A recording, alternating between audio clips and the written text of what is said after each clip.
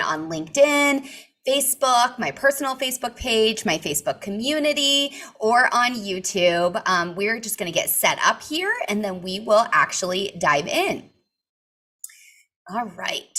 Let me just make sure we're seeing the streaming everywhere. It looks like we are good. So, all right. I always just double check one place.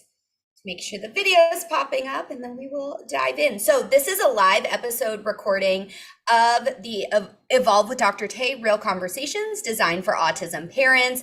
This is my podcast focused on really educating parents of autistic children. And today we're going to talk about all things sleep. So if you are watching, like I said, on LinkedIn, my personal Facebook page, or YouTube, feel free, if you know of any parents, tag them, share the link. And if you're in my live Facebook community, be sure to stick around at the end.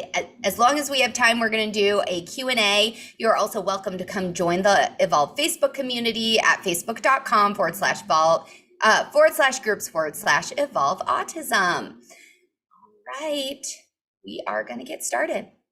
All right, y'all, we are back for another episode, and I am just so excited today because this is an area that I commonly talk with parents about is sleep. So, do you have a kiddo that struggles with sleep?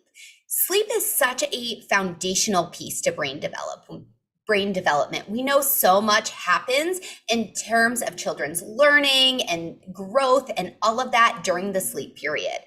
It's also really essential to your mental health as a parent. I think this is one area that sometimes we forget to talk about, but if your child isn't sleeping, you're not sleeping either. And that absolutely will take a toll on your mental health and how you can function throughout the day. And the reality is that, doing a lot of diagnostic evaluations and working one-on-one with families, I hear all the time about sleep. So many autistic children don't have regulated sleep. So if you're in that boat, just know you're not alone. But what we're going to dive into today is some of the reasoning behind sleep difficulties. We're also going to talk about tips and tricks to tackle sleep and knowing when support is needed. So I have brought in an expert in this area and I'm just so excited. So we will be talking with Courtney Zentz today. So she initially, started in the corporate world. She had a master's in marketing. And then when she went on her own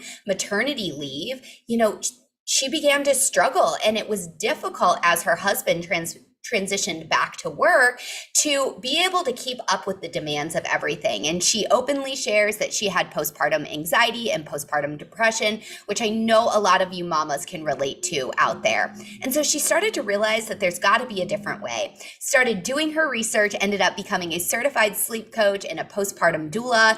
And so we're going to dive in. We're going to hear from her today about her background, and she is going to provide amazing, amazing education. I've actually already had the opportunity to have multiple conversations with her and just absolutely love the approach that she focuses on. I'm Dr. Tay, a licensed child psychologist and parental mindset coach specializing in autism.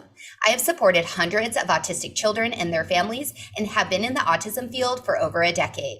I'm the host of Evolve, the podcast where we have real conversations that are designed for autism parents just like you.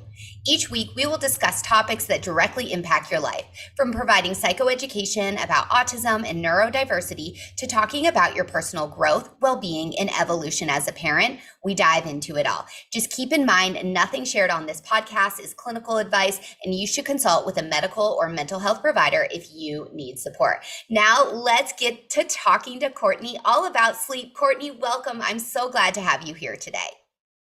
Oh, thank you so much, Dr. Tay. I am so excited to be here and share all things sleep with your lovely listeners. Awesome. So I gave a brief introduction, but give us a little bit more of the background of that transition into the sleep world and, some of your training and how you built your own business around this. Yeah, absolutely. So I have been working with families as a sleep coach for about 8 years. My company is called Tiny Transitions, and it was really meant to be named that intentionally because there are so many transitions, albeit some big, some tiny, that we make as parents. And I was a type A corporate climbing the ladder executive and loved every minute of it. Got pregnant, was super excited, came home on maternity leave, and was basically knocked down pretty hard. I struggled with postpartum anxiety and depression at the time, didn't realize it. My girlfriend, Lindsay, who was my dearest confidant during that time, was like, you should probably talk to someone, and I did have her to talk to, but I didn't have anyone else. And I really felt like a failure in my life. I had always worked really hard. I worked hard at education, at school, at building my business, about building my career. But then I became a parent and I was like, I read all the books, like I got this. And, when I left, I had a team of 40. I was doing really great things and I was on maternity leave with my laptop. I'm like, I'm going to get work done every day.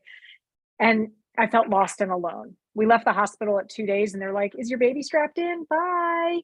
And I'm like, I got milk shooting out of everywhere. Everything is bleeding. I'm wearing an ice diaper. I don't know what the heck is going on. And I remember the first night I was home with my son at 2 a.m. I was sobbing in the living room, holding him, just nursed him. And he was screaming. And I'm like, what do you want, man? Like, what do you want? He was 2 days, 3 days old. My husband's sleeping comfortably upstairs. And it was really just in that moment where I was like, why did we do this? Why did we do this? Like, I don't know what I'm doing. And it was from that moment where I was like, how are we so ill prepared as parents? And it really just sent me down this like spiral of trying to figure out how to be a good parent, right? I felt like I was being pulled in a million directions. I didn't know what I was doing. I was chronically sleep deprived. I'm like beating myself over trying to nurse perfectly and pump perfectly and be the perfect wife and have a clean house when husband came home with his said baby who's napped well all day.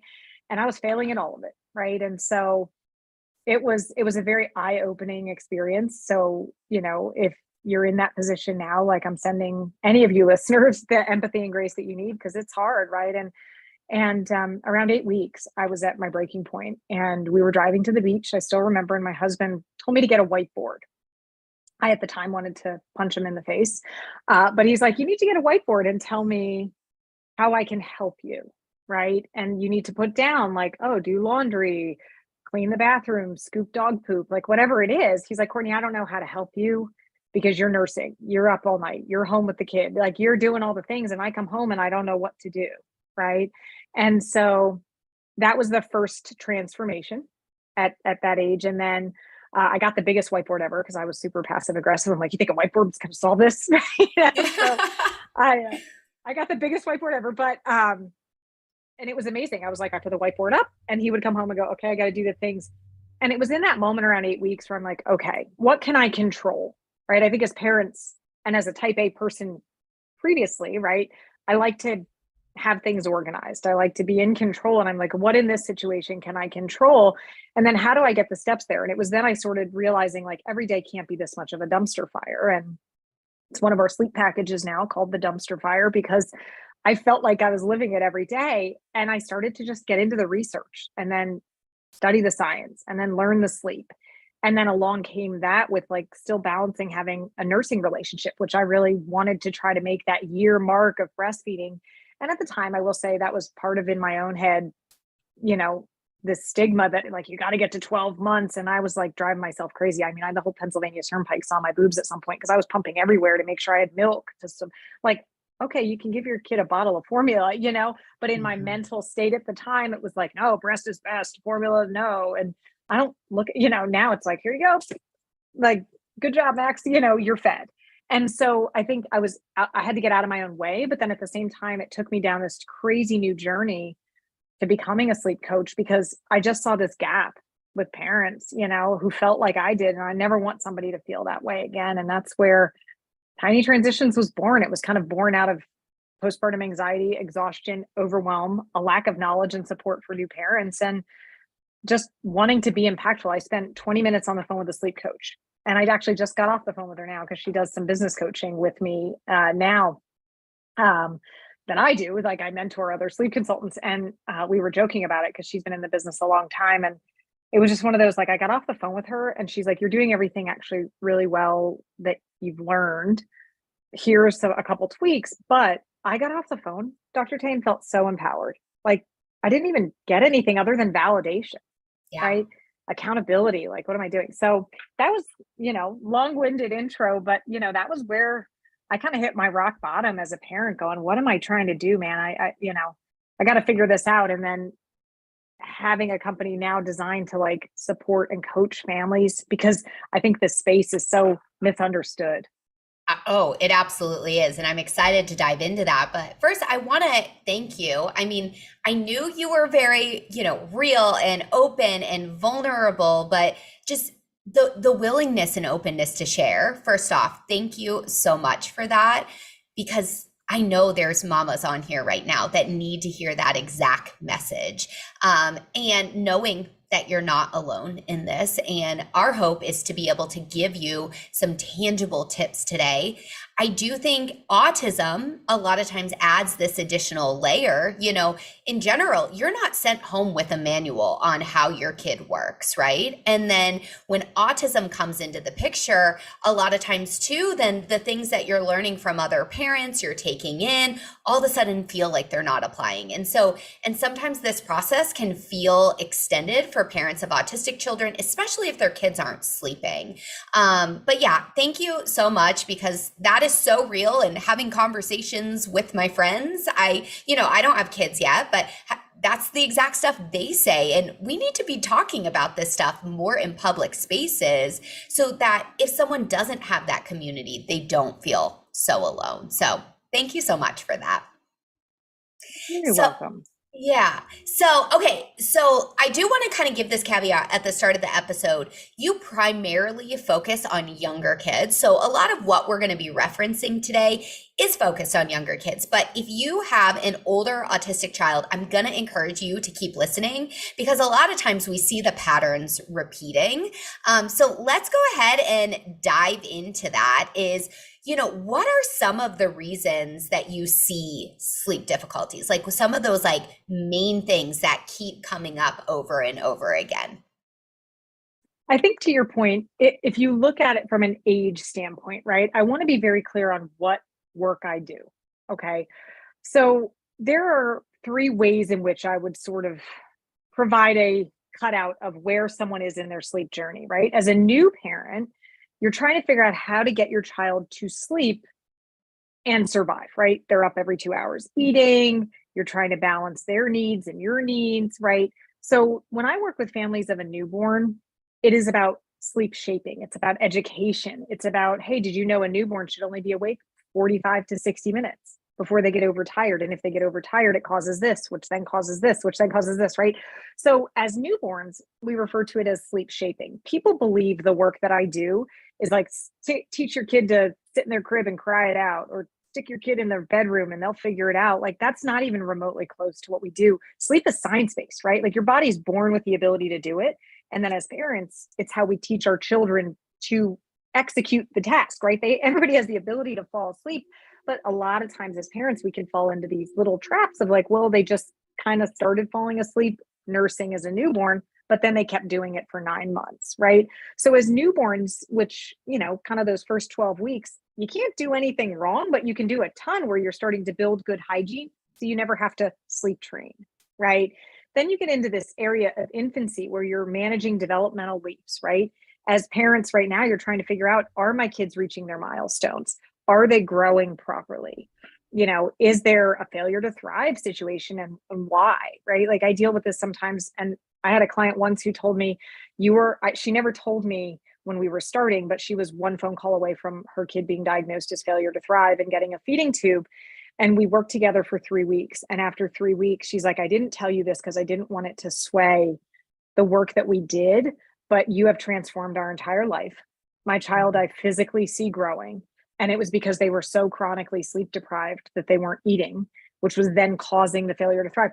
And so it is about education, right? In infancy, we're trying to figure out this balance of like, does your child have the skill of independent sleep, or have they built a reliance on something? And then what are all these other milestones that they should be hitting? And are they hitting those, right? As toddlers, you're kind of teetering on sleep training, as people call it, right? Which I hate that word, but that's the jargon, right? You're teetering with a toddler on like sleep training or behavior modification, right? And now as a parent with a child who has autism, you're trying to figure out, are they not sleeping because there's something we need to look at from a clinical standpoint, or are they not sleeping because they prefer to get in bed with me, right?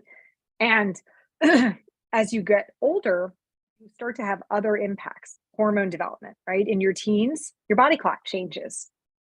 So both teens and adults have not only from an autism standpoint, the inability sometimes to create the proper amount of melatonin, which is the hormone that prepares your body to sleep, right?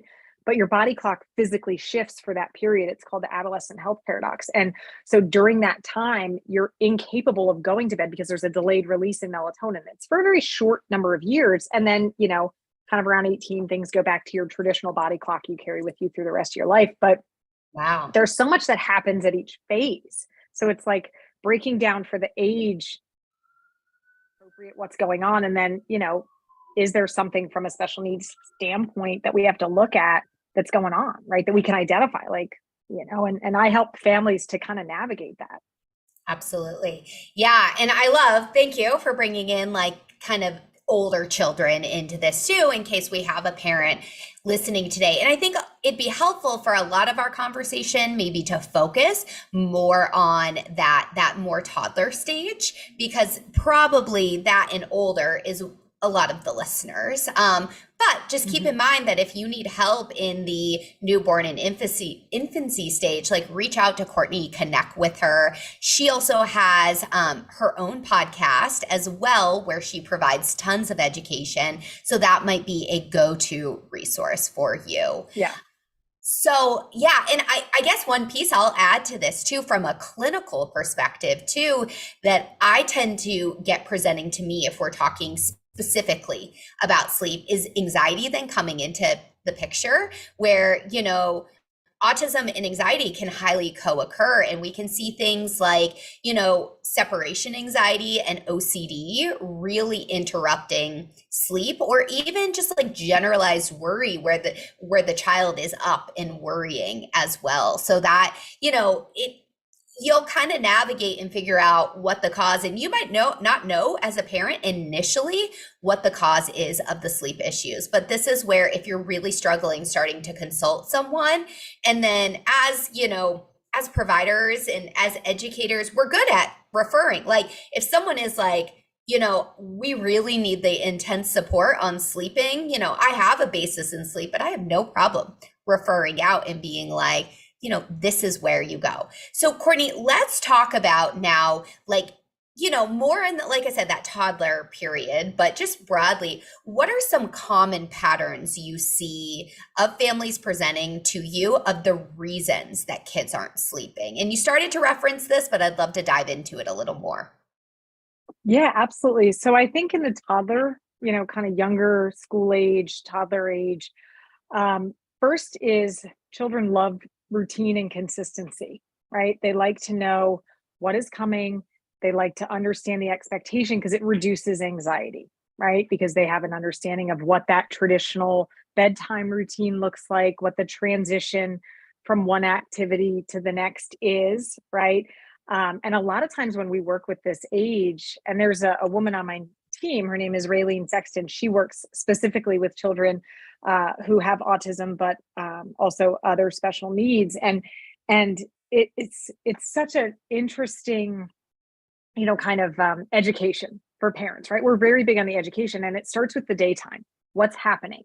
Tell me about how your child transitions. Tell me about their diet. Tell me about their patterns, right? Tell me about some of the diagnoses so that we can start to better understand uniquely for that person, right? Transitions, these little penguin clocks, right? I'm a very big person who uses these types of things to say, hey, when this goes off, it's going to be then time to move upstairs, and let's all pretend we're a bird and fly up the stairs to take a bath.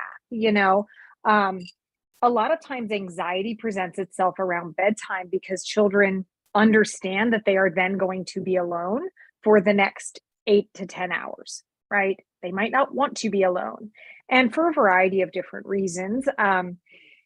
So creating not only routine and consistency, which minimizes anxiety, but also trying to do things during that bedtime routine that will help in an OCD situation, right? Or in a high anxiety situation, whether it's at bedtime or in the middle of the night. There's two products that I love that I brought with me, actually from my own kids' rooms, that we use every single night that create just a beautiful sense of calm. The first I was talking to Dr. Tay about when she was on my podcast, which is going to be going live next week. It's called the Kids Sleep Show.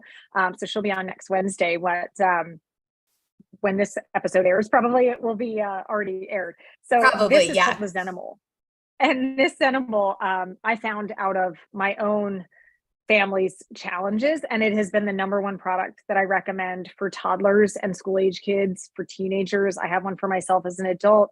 The founder's name is Anna McSalka, and she's an amazing human. And I found this when I was going through stomach cancer. I had my stomach removed. I had a double mastectomy, and I caught my child at the time, who was 4, sleeping on the stairs because he was afraid he couldn't hear me and that mommy was going to die. And it was a very vulnerable time in our life. And I found this product because I didn't want devices. I'm big on no devices. Blue light is a terrible crutch, but one that so many parents use because they're listening to an app.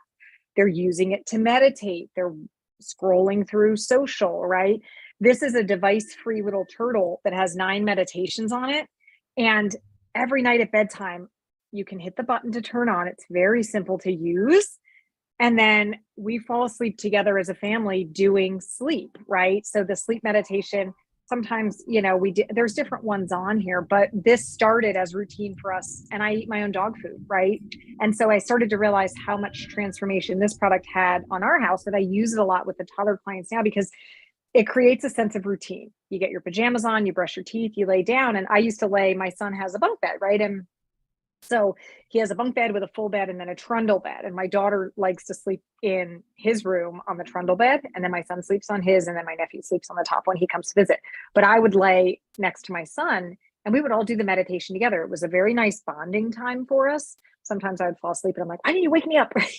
But that consistency of doing that activity helped my kids to learn to use their breath, right? In a very basic way. The device is made for kids. It's not an adult meditation that you're trying to use for kids. It's a product designed for kids. And it just helped my kids at the age of 2 and 4 to learn how to use their breath. And it was just such a cool, powerful part of our process, and every night, even still, my daughter is now 6, my son is 8. And last night she's like, Dad, can you find my turtle? Like it gets shoveled under something. But like using things that can help minimize that anxiety in the moment, right? A lot of times we talk about fear.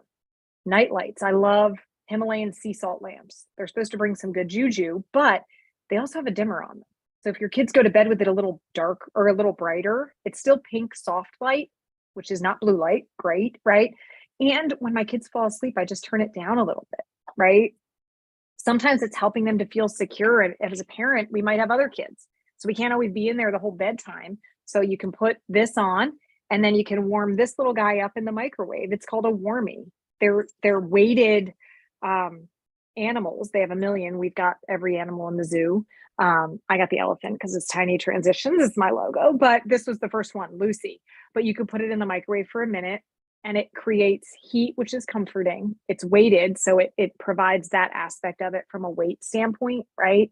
And then it smells good. It has a little bit of lavender. I drop a little extra on there, and this is like a comfort product, right? For a toddler who might feel a little nervous. So those are just a couple things, like during the bedtime routine, ways in which you try to create a sense of calm given the unique situation. I mean, kids are scared of the dark. There's different ways to manage that. But a lot of times it manifests as anxiety or fear, or just that, to your point, that like OCD of like this routine I have to do the same thing every night during that bedtime routine. Yeah, and it is interesting from a anxiety standpoint in terms of clinical anxiety. We often, and I know we've talked about this, like in terms of nighttime behavior parallels daytime behavior, but your child can have anxiety and worry and all of that about things related to bedtime and not have clinically significant anxiety, because usually clinical significant anxiety is going to extend way beyond bedtime. But I love these, I totally agree that predictability brings down some of the anxiety. And it's also taking me back to episode 12, we had Molly Johnson, the autism consultant, on to talk about visual schedules. And so, one thing, too, for your autistic child that could be so beneficial is as you're developing this routine, having a visual schedule so they really know what's coming up and they can see it. And we know that autistic children tend to be, very strong visual processors. So, that could be one additional thing I'd add to this amazing kind of nighttime routine. And it sounds like, this is a place you would start, is like getting a nighttime routine down. Is that like where you'd recommend parents that are struggling right now to begin? Yeah, absolutely. And I will tell you, there are reward charts, which I'll make sure you have the links out Sure. for them. Yeah. We have a massive library of freebies, and there's a whole thing of like 7 different reward charts for kids at this age. Some are visual, some are customizable. So I'll make sure you have all of those materials because we have a massive arsenal of training. Start there. But I want to say, actually, dialing it back a little bit, start with making sure your kid's not overtired. It is the number one thing parents miss. And it is a number one thing in newborns, in infants, in toddlers, in school age kids, right? Is overtired, because you have to understand your brain is hormones, right? And your circadian rhythm is an ebb and flow of those hormones.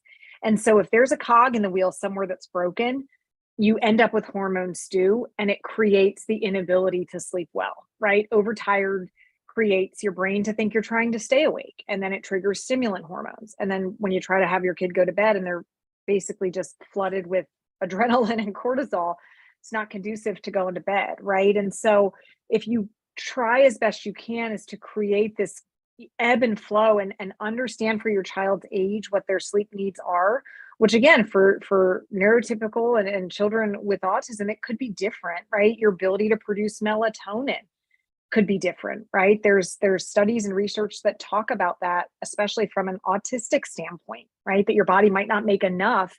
And melatonin it does not help you to sleep. It's not a sleep aid. It's the hormone that prepares your body to sleep. But your body, if it's not creating the right hormones, can be off balance, and it can cause these sleep issues outside of, a routine or consistency. Like, you have to look internal too, which is part of what we dive into. But I would say avoiding overtired is like the number one. Like, don't do that, like, don't have a kid that's overtired. Don't push them too hard. And paying attention to those cues. A lot of times people are like, oh, my son was yawning, so I put him down for a nap. And I'm like, you missed the window, right? When you see the visual cues, you've almost always missed the window already. Oh, wow. That's fascinating. Yeah. And the overtired, like, what a simple modification that can have so much impact. So let's just briefly go here. I mean, we could do an entire episode on this, and we're not providing medical advice here, but let's talk about like sleep supplements and sleep aids. Where does that usually come into the mix? Where do you suggest, does a parent start with melatonin? Do you want them to often start with the behavioral side of things? Let's just kind of touch on that a little bit. I think it starts with an assessment period, typically for about 24 hours. Okay. Because I do find there is a heavy correlation between daytime behavior and then what is happening at bedtime, right? And I'll give you an example. Is your child really good for dad, but not for mom? Is your child really good for the nanny, but not for you? Right. So growing up, my mom had a sign that said having children is like being pecked to death by a chicken. And I didn't understand it at the time. I now do. And I have chickens in the backyard in the garden, so I hear them out there, which is really always fun. But it is trying to balance, like, is this a behavior, right? Or is there something else going on? So I think if you spend 24 hours, you can sort of assess. And sometimes it's between just two parents, right? My daughter is I would say the tougher of the two. And sometimes as a parent and as a sleep professional, I'd lay in bed at night with my husband, I'm like, what am I doing wrong? He goes, you care too much, Courtney. Right. And I'm like, what do you mean? I'm just trying to do the thing. He's like, you know what, Courtney, you care too much, and she knows it, and she knows how to manipulate you. So me, if you don't like the cherry popsicle, I don't care. Throw it in the trash. You're like, oh, I'll get you grape, and it's such a small thing. And I'm like, well, it's just getting her the grape popsicle. Like, dude, if I don't like cherry, I'm pissed I got to eat cherry too, And he's like, no, you don't get a choice. And so sometimes it takes even my husband like checking me, because I'm trying to do all the things. But you have to look and assess going, is it always like this or is it situational? That's your first clue into whether it is something else that could be going on, like a deficiency in melatonin, for example, right? Or is it that, well, when the dad's here, you're doing good. When mom's here, it's like, no, they freak out and you have to sit in there for 2 hours at bedtime, right? And so that tells me it's more behavioral, right? I worked with a nonverbal autistic little girl who was 3.5, and she came from a foster home. She was addicted when she was born, without getting into too many of the story details. But there was a lot of backstory to her, and she was nonverbal about 3.5. And every night she would wake up out of her bed and she would walk into the two parents' rooms who adopted her and would tap and go, "Can I come in?" Right, in her motions. And I'm like, she can get out of bed and open the door and navigate down the hallway and tap, tap, tap and want to climb into your bed, right? That tells me there's more behavior there than just waking up with something else kind of presenting itself, right? And we worked together on avoiding overtired. Turns out she was just spent by the end of the day. And her naps weren't great because we're trying to force everything, so it's like we had to start with backing things up a bit. And then in about 3 weeks, like we transformed this little girl's sleep, and we did end up having to supplement with melatonin. They had gotten some tests done and worked with the pediatrician to understand melatonin's touchy, right?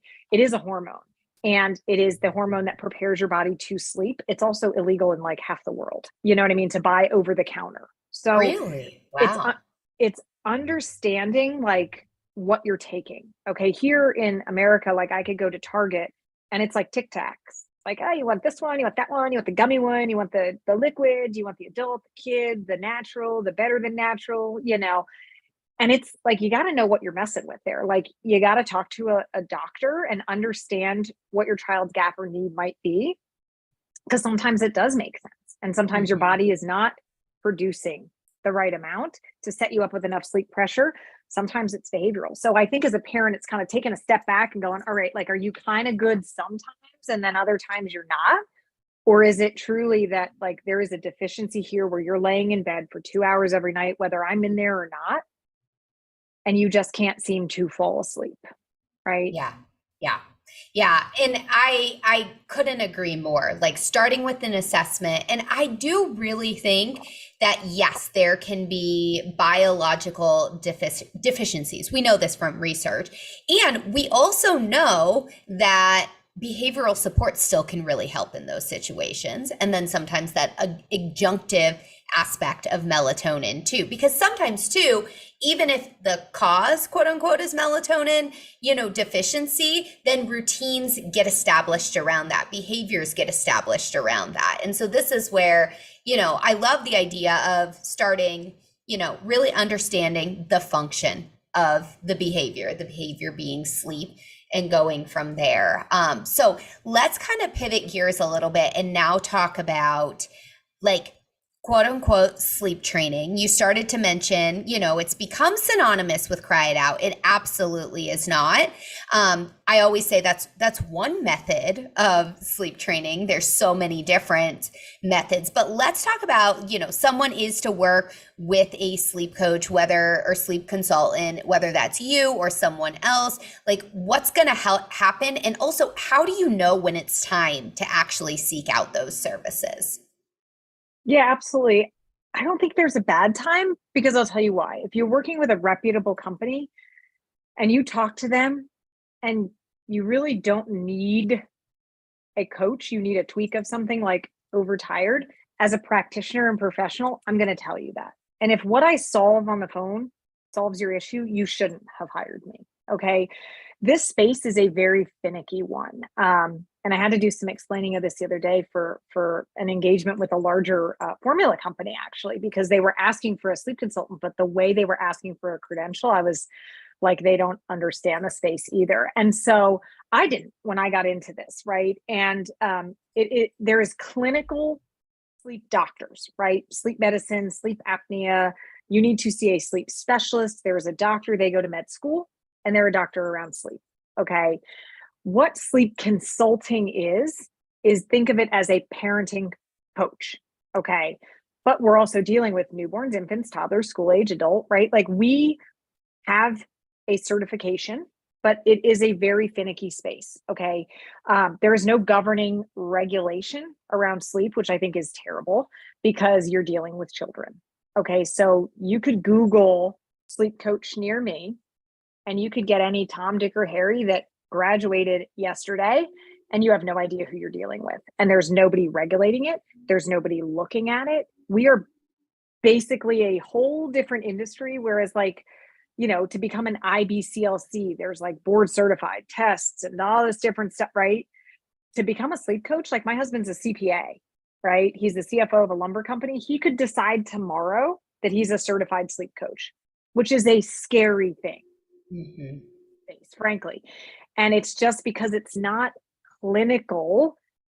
A lot of times we're looking at other things. It is not regulated. And so there's discussions around that, right? But I studied and became a certified sleep coach through, at the time, one of the organizations that did it. Right now, everybody and their mom could slap the term certified on, because what I found out later was that it's not regulated. So anybody can use the term certified because you're just certifying in whatever method you teach. I want people to understand sleep training is Googleable, right? Like you could go out and Google what are the methods to sleep training. Anybody could do that today. You will still fail. Why? Because it's a jigsaw puzzle. That's where we come in as professionals to go, okay, you're missing this part of the puzzle and you're never going to get to success because it's maybe 40% the method, and then the other 60 are all these other variables. And I think that's the part people misunderstand. They're like, I can't believe you teach newborns to cry it out. I'm like, that is the last thing I do. So please don't misunderstand the work I'm doing, right? And I think with all children at all ages, like they assume you're just going to come in and teach some cry it out method and you're going to tell them to stick their kid in the room and let them freak out. Like, frankly, that's what most pediatricians tell parents to do, right? And it's just that. And does it work? Well, sure. Is it a lot of tears? Yeah, and it's not necessary, right? I think it's looking at the whole family and going, all right, what are your goals? What's presenting? How do you want to get there? And then let's work together to do that in a customized and unique way, right? Some clients come to me and they're just dealing with like a short nap issue. So we have these little mini sessions. They're 30 minutes. We get on the phone, you tell me what's going on, and I tell you how to fix it. And then I have clients, which is a majority, that want the private coaching over the course of 3 weeks with myself. I've got 10 team members, that all do sleep coaching as well. But it's like, it's not just the method. And I think that's the part people misunderstand. And anybody and their mom, you have to be real careful, because anybody and their mom can decide tomorrow they're like a sleep coach, right? And it's just it's a finicky space. Like I've gone back to school for my infant mental health certification. I've got 2 different pending certifications now. I got my CLC designation. I went back to become a DONA postpartum doula. Like I'm trying to become a balanced practitioner in a space that's not clinical. Like we're dealing with behavior in many cases, or in a lack of education on a parent's part, right? So that's my job, is to come in and educate families and to support them through these transitions with unique goals that they have. Yeah, I love that. And a little background, actually, because autism and sleep often co-occur, I knew I wanted to do an episode on this, on sleep. But I also knew I wasn't just going to have any, sleep consultant on this podcast. And actually, Courtney reached out to me. She found me on LinkedIn, and I was like, yeah, let's do, kind of just like a chat, get to know each other. Going into that, I'm like, I'll learn from you and maybe we can collaborate together. But for me to invite someone on my podcast, I know that there is methodology, and it's not just like, okay, yeah, I think I know what I'm doing, I'm going to go try to wing this. I loved the in-depth education you were going through, the experience that you have, and this continual drive to keep learning. I think that is so, so important. And the reality is, you're talking about the sleep space, but just want to make this connection as well, as the entire coaching industry is unregulated. And so many people will call themselves a coach in different ways. And everything Courtney just said about the sleep space, I'd also encourage you to think about the coaching industry. And I say this as a coach myself, as a psychologist and a coach, and all of that. And I think one of the biggest points that I want to emphasize here that I really, really admire, Courtney, with you, is you make a clear differentiation that this is not clinical. And that there are people that do the clinical side of things, but that, you also have so much knowledge. And sometimes you don't need a clinical provider in order to help you sort things out. So awesome. So what I'd love, before we start to wrap this up, just give us really quickly, like kind of rattle a few examples off of like working with families, like some small tweaks you made, just so people can like really step into this world and understand and visualize what that transformation looks like. I think the first is that overtired, right? That's the number one issue. So look at your kid's age and understand, is your bedtime right? Is your wake up time right? Are they getting the total sleep needs according to the American Academy of Pediatrics or the American Academy of Sleep Medicine, right? There's a chart on my website. You'll have all the links to it. It's right on that freebie page with like a bazillion other resources, but making sure they're not overtired, right? Second thing is going to be creating that routine and consistency, but also affirming empowerment, right? Like I want kids who are working together to have choices. This isn't just like we're dictators right now. Go upstairs, brush your teeth, take a bath, put your pajamas on, pick a book, get in bed, lay down, and all you're doing is dictate, right? Nobody wants to be dictated to. That, especially as a toddler, they want to have choices in the matter. They want to feel empowered and independent and build confidence in your kids, right? And that's part of the way we approach the coaching aspect differently. So it's like, give your kids options, but it's not a free-for-all. Like there has to be boundaries. And I think we as parents struggle with boundaries. And I'll say it specifically too with boundaries and a child who might have an autism diagnosis, because I think there's a sense of guilt there somewhere, right? Mhm. And It can so be. as parents, we're trying to do all these things and give 120% of ourselves, right? Boundaries kids love, man. They love them. And so it's trying to figure out what your child is seeking, okay, and balance it around a boundary, okay? Be willing to do a thing, but not all the things, and so those charts are very helpful. Creating that I'm willing to do X but not Y, or would you like this book or this book? I want that book. The choices are these, or we don't have to read, right? Mhm. Because then you're empowering them to make the choice, but you're also containing it within a boundary. Give yourself grace. I mean, in the middle of the night, it can be hard. At 2 a.m, it's like, just get in my bed, or I'll just get in your bed, or we'll just do the thing, right? I'm a big safe sleep person. And I'm also a big believer in like, we all need quality sleep too, right? So it's important. Like my daughter always jokes like, hey, when we go away, they're allowed each one night. Like if it's just us or my husband goes away for something, they have a sleepover. We've had like 2 or 3 in our life. I hate them now because my daughter kicks me 100 times a night. I'm like, this is not okay, And so we joke, and now I'm like, we're going to pause on the sleepovers for a bit because mommy needs her sleep too. But as parents, it's just give yourself some grace to know that like it's okay to reach out to a professional and go, do I need a coach? Should I hire you? Is this a clinical thing, right? And if it's not something that's a behavior, or that's something that's coachable around like what's happening in the environment, believe me, we've got a whole list of providers from a clinical standpoint, and sometimes it's a little bit of both. Like we work alongside with different practitioners and pediatricians to make sure that like what we're setting up for your child makes sense. It should be customized for each family, because there's no two kids that are the same. And I think that's Absolutely. the stigma that sleep coaching gets. It's like, it's one size fits all. What method do you teach? I'm like, why do you even ask that question? Yeah. Because like no consultant's going to get on the phone and go, I teach cry it out. Right. It's Right. like Literally. and it's not a simple answer. It's literally like, we got to see what's going on under the covers and then figure out what the best approach is going to be, what your parenting style is, what's your living situation, like where are you in New York City, or are you in Piedmont, North Dakota, because your environment probably looks different too, you know? Oh, yeah, such a good point. Yeah, I think here's the thing. You might be able to figure this out on your own, but I think working with someone like Courtney and her team can expedite the process. But this is also a really challenging area because, in the middle of the night, like you're not going to have emotion regulation. And also, if you're not sleeping, you're not going to have as good of emotion regulation. So, having someone to support you through that process, I absolutely love that idea.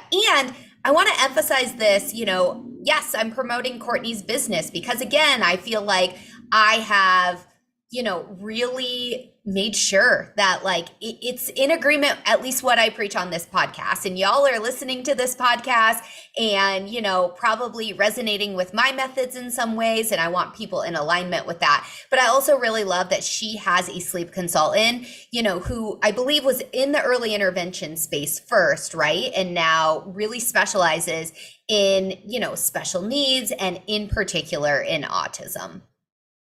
Yeah, and she is fabulous. She's actually, as we speak, doing a training and mentorship with someone to further her education in the area, because it's just I'm a big proponent on education changes, right?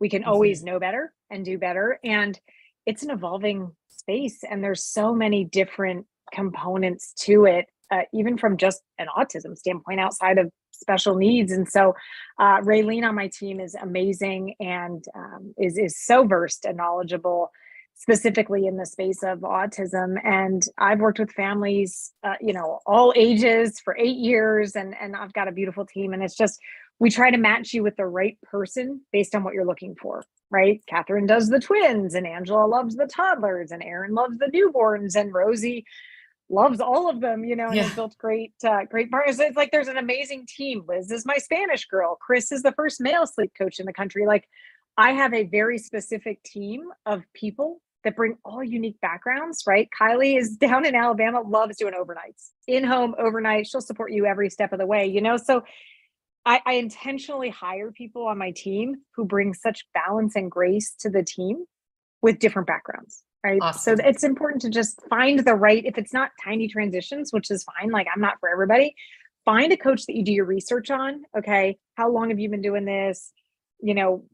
What makes you different, and just do your research to understand, because it is unregulated, and it's, you're in an area where it's like touchy, it's just touchy.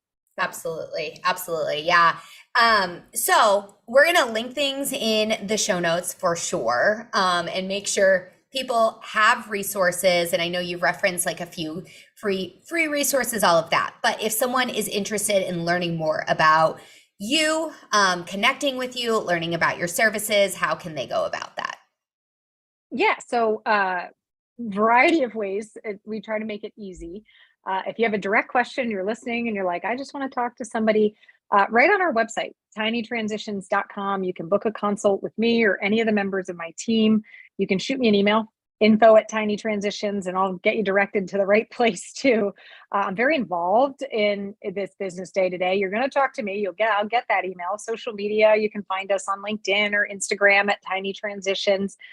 We really are here to help you. Start with the website. There's a little button right up there that takes you to the podcast, the blogs, and to all the freebies. We have the largest arsenal of freebies in the entire sleep coaching space. And it's continuing to grow and evolve every day based on client asks, because I really want people to feel supported. And, we work with families in English, which if you're listening to this, you're probably speak English, but we also have a Spanish coach too, which is great. So we're trying to serve and support those families just wherever you could need it. And it's really lovely to wake up every day and to go to bed feeling such joy, helping families. So Awesome. I love it. Well, thank you so, so much for being on today, sharing your heart, but also sharing your knowledge with us. I know parents are going to take this episode. And I think the biggest piece, I think that's resonating with me too, is one, there are people out there that can help you with this. And two, do your research. So you really find someone who is reputable so that you get the best experience as a parent. yeah, absolutely. And if you're ever not sure, just set up a call. There's no obligation. We'll just chat with you, like, what's going on and can we help you? So Yeah. start there. Yeah, awesome. Well, thank you. That's a wrap for this week's episode of Evolve with Dr. Tay. Thank you for listening. All right, do you have time for the Q&A? If not, do you have a hard stop at noon? I don't think so. No, hold on. Okay. So if you are listening we're good.